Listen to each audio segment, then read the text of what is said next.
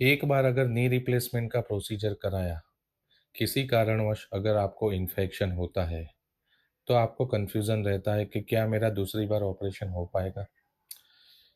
Knee replacement में अगर किसी कारणवश इन्फेक्शन हुआ और जॉइंट खराब होता है, तो उसका procedure normal revision knee replacement से थोड़ा अलग रहता है। नी रिप्लेसमेंट में अगर इन्फेक्शन होता है, तो पेशेंट को पेन बढ़ जाना, स्वेलिंग आना, रेडनेस आना, स्टिचेस में से कुछ फ्लूइड निकलना, ऐसी सब बीमारियां होती है। इसे पहले प्रॉपरली डायग्नोस किया जाता है। पेशेंट का क्लिनिकल एग्जामिनेशन, ज़रूरत पड़े पेशेंट का फ्लूइड एस्पिरेट करके फ्लूइड एग्जामिनेशन किया जाता है, उसके सारे कल्चर रिपोर्ट्स किए जाते हैं और पेशेंट का क्लिनिकल और pathological as well as radiological में ज़रूरत पड़े सीटी स्कैन या तो पैट स्कैन करा के पेशेंट का कंफर्म डायग्नोसिस किया जाता है।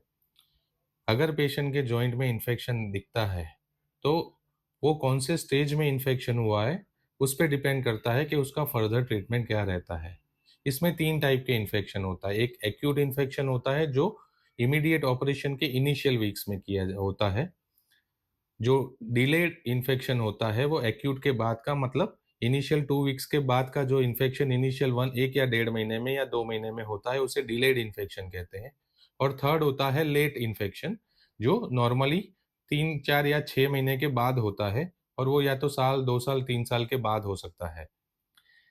एक बार पेशेंट का अगर symptoms, clinical diagnosis, radiological diagnosis और पैथोलॉजिकल डायग्नोसिस प्रॉपर करने के बाद अगर इन्फेक्शन किस चीज़ का इन्फेक्शन है, उसके हिसाब से पेशेंट का फर्दर ट्रीटमेंट डिसाइड किया जाता है।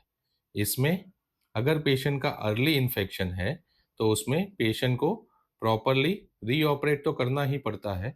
उसमें अंदर की क्लिनिक टिश्यू को प्रॉपर क्लीन किया जाता है, वॉश किया जाता है, अंदर की टिश्यूज़ के सैंपल लेके उसे कल्चर रिपोर्ट्स किए जाते हैं और ज़रूरत पड़े तो उसमें से जो चेंजेबल मटेरियल है, जैसे कि बीच का इंसर्ट पॉली, उसे भी चेंज किया जाता है और जो टिश्यू और सैंपल्स निकलते हैं, उसमें कौन-सी एंटीबायोटिक अच्छे से काम करती है, वो प्रॉपर पैथोलॉजिकल रिपोर्ट्स करा के, कल्चर रिपोर्ट्स करा के, उसके हिसाब से पेशेंट को इंजेक्टेबल एंटीबायोटिक्स दी जाती है, प्रॉपर इन्फेक्शियस डिजीज़ स्पेशलिस्ट के गाइडेंस में।